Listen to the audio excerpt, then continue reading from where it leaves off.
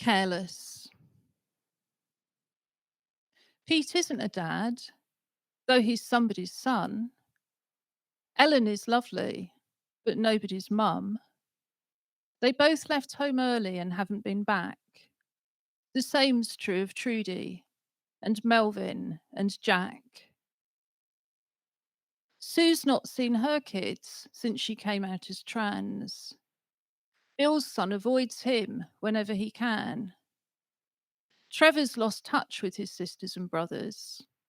And Kath's son has simply no time for his mother. Pete wasn't able to come out at work, so his friendships were limited, much as that hurt. He found love and found it again, and lost it once more, which has caused him great pain. Trudy's another who stayed in the closet. Her life and her livelihood both rested on it. Her happiest moments were clubbing at night, but she daren't risk it often, despite the delights. Ellen found her true love early in life, but wasn't entitled to call her a wife. And cancer came long before change in the law, so she's labelled a spinster, which makes her feel sore. Melvin has had a substantial career, successful and wealthy despite being queer, but developed MS when aged just 43, so his money was taken to pay his care fees. Jack spent his working life wielding a broom, sleeping and eating in one tiny room. Kicked out by his parents, he took no exams, and his minimal wages were paid cash in hand. Sue knew she was different when she was a girl, misgendered, disguised, and with massacred curls. When 3 decades later she found her true self, a judge took her children, then life took her health.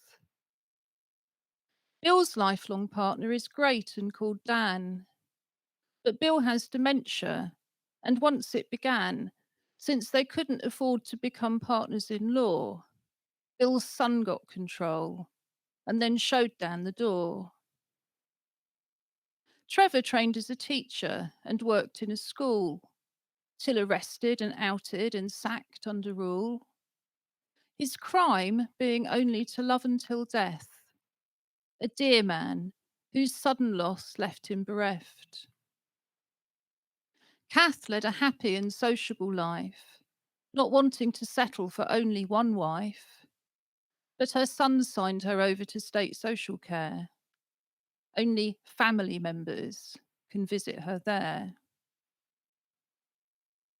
It was March 2020, and all through the land, infection was spreading with each shaken hand. With each missing mask and each failure to act, with each mass event, each denial of fact. Then across England the coughing began. Throats filled with glass and eyes filled with sand. People struggled for breath as their fevers soared high. And the promised protection was founded on lies. Pete died the first week and stayed where he lay, till the carer who gave it him came the next day. Ellen died next after going to shop. She'd had no choice as her social care stopped. Then Trudy and Melvin and Kath became ill. And soon so did Jack and Sue, Trevor and Bill. As infection raged through 1 in 3 of care homes, with visitors banned, they all suffered alone. At the time of their passing, their deaths didn't count. It took far too long for the pressure to mount.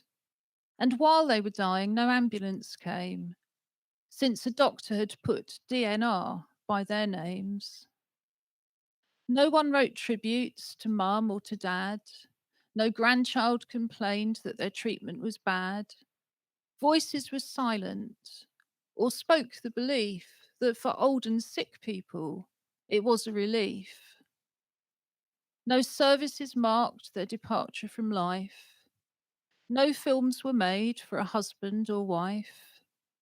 No graves exist, and their ashes lie spread where no one can possibly notice they're dead.